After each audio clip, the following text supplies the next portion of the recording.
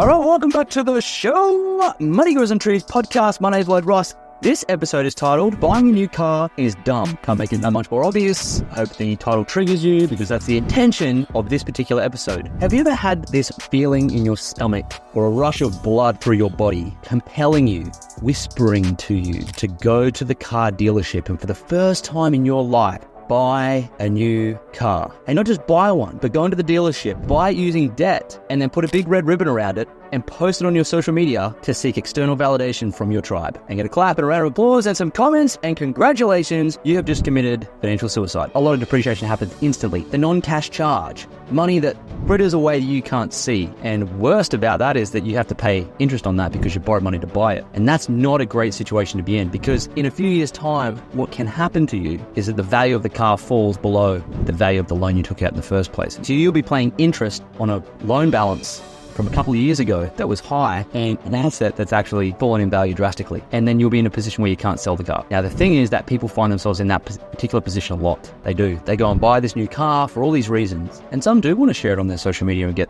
validation they did the right thing. But whenever I see that personally, I know straight away that's been a very bad financial decision. And you can justify it all you want, but the intelligent way to buy a car is to buy one that's about 2 or 3 years old, where the pain money, the hurt money, has already gone out of it. A lot of the depreciation has gone out of it. Not all of it. It'll continue to depreciate as you use it. But a lot of that the significant amount of depreciation has happened. Certainly a 3-year-old car. And some of those cars are still under warranty and they'll still last a long time. They've been looked after. If you buy it from a second-hand dealer, generally you get a fairly good deal. And you don't have to contend or deal with the loss of cash out of that car. It is cash. You just don't realize it until you sell it. That's why it's so insidious. The depreciation expense of cars is insidious because you don't see it until you sell it. When you borrow money to buy a depreciating asset, you got to pay interest on it, and then you've actually got to also then run the vehicle, and it doesn't produce any income of any kind, or doesn't rise in value. So this is a big problem. This is what a lot of people are doing, and I would suggest that you wouldn't want to do that. And if you do it, you'll probably never do it again. The way I bought our car was this. I was looking around at the right time. I was like, time to upgrade. Went and found, we have a Range Rover Sport, and they're about $180,000, $200,000 now, brand new to buy. And I thought, you know what, why can't we find the one that's 3 years old? So we had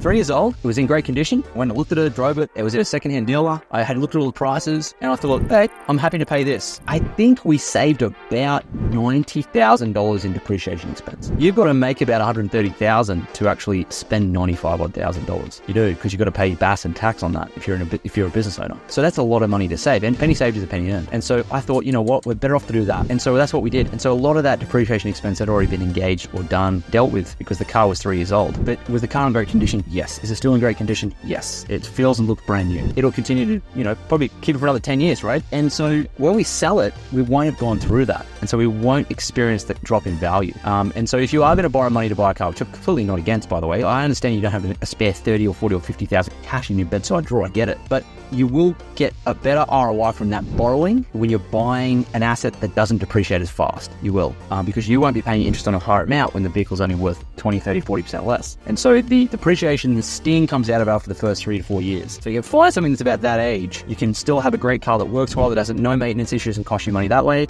And you can get rid of this massive drop in value that you don't have to encounter. And that's a very intelligent way to buy a car. So I think when I see people post this on their social media, they've got a big red bow around their car, and they're like, I bought a car, and everyone congratulates them. I was like, really? Should we be really encouraging that behavior? I would much prefer it if you posted, look at this, Lloyd. I got a second-hand car, 3 years old. All the depreciation expense has gone out of it. I've saved this much. This is how this is my sensible financial decision. You do that, I'm going to come and I'll give you a gift. I'll tag me in it if you want. And I think that's what we should be encouraging. People buying smartly, making better financial decisions. Because I have encountered so many people, students I mentor, so many people have got this situation where they've purchased a new car. They now can't afford the repayments. They go to sell it, and they can't afford to sell it because the value of the car is fallen below the value of the loan they got. And they're stuck. They've boxed themselves in. And you can't get to financial freedom unless you're at financial peace. And financial peace means you not having to worry about a massive car repayment. And so if you're having a big car repayment at the moment, and you've got a car, a lot of debt on it, it's depreciating, and you made a mistake, see if you can sell it and downgrade and just save yourself that cash flow. Cash flow is king, not cash.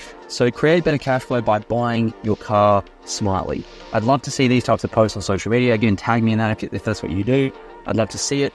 As well as whenever I see someone buying a house in there at the front of their house, it's a wonderful thing buying a home. I think it's fantastic. Sowing your seeds, putting your stumps in the ground, got a place. It's a great thing. It's a good rite of passage. But whenever someone does that and shares that, generally speaking, I'm not saying everybody, but for a lot of people, what they're showing me is they just bought a mortgage. So we're celebrating mortgages, big mortgages. We're celebrating debt accumulation. And what we should be celebrating is when you've paid your mortgage off, I'd love to see, selfie, hey, paid our mortgage off. Boom, started a business. Boom, got a secondhand car. Like, I'd love to see a lot more encouragement of great financial decisions rather than poor financial decisions, because we think it's what society wants. So next time you see someone with a big red bio, don't burst their bubble, but maybe send them this episode so I can burst their bubble and maybe they can make better financial decisions in the future. You may or may not agree. That's not what I'm here. I'm not here to make friends. I'm here to give you no BS financial education. Okay, so hopefully this has been a very educational episode for you.